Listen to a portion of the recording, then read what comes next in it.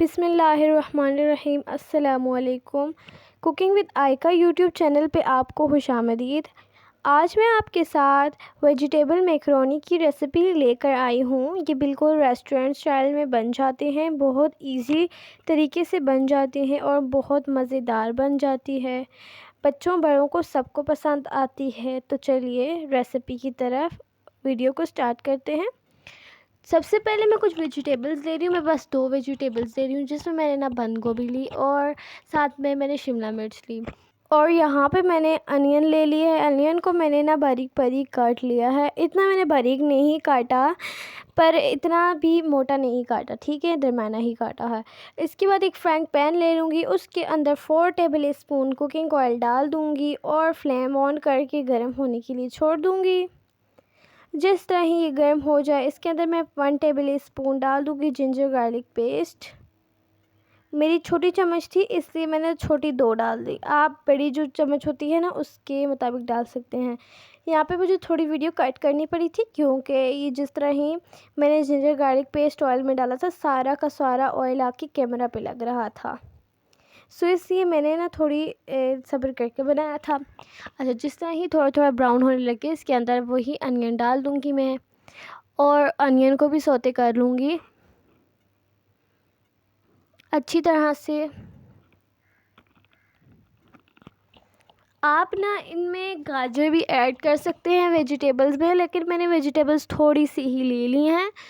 और आप चाहें तो अनियन भी स्किप कर सकते हैं, मुझे अच्छा लगता है इसलिए मैंने ऐड कर लिया। वही 2 मैं वेजीज ऐड कर दूँगी इसके अंदर।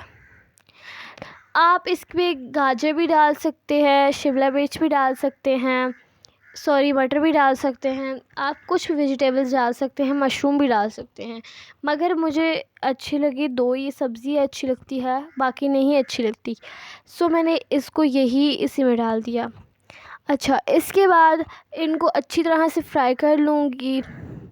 अच्छा, इसके बाद अब मैं इसके अंदर मसाला ऐड कर रही हूँ। 1 टीस्पून सूखा धनिया पाउडर, हाफ़ टी स्पून इसके अंदर गरम मसाला ऐड किया, हाफ़ टी स्पून ज़ीरा पाउडर ऐड किया और हाफ़ से थोड़ा चम्मच मैंने इसके अंदर कुटी हुई लाल मिर्च ऐड की और 2 to 3 पिंच मैंने डाल दिया हल्दी, ठीक है। और अब इन सब मसालों को अच्छी तरह से मिक्स कर लेंगे। आखिर में मैंने इसके अंदर डाल दिया था अजवाइन। अजवाइन आप अगर स्किप करना चाहें तो कर सकते हैं। आप मसालों को भी वेजिटेबल्स के अंदर मैं फ्राई कर लूँगी अच्छी तरह से। इन सब चीज़ों को मैं फ्राई कर लूँगी 5 मिनट्स के लिए, वो भी लो फ्लेम में, हाई फ्लेम में आप नहीं करें।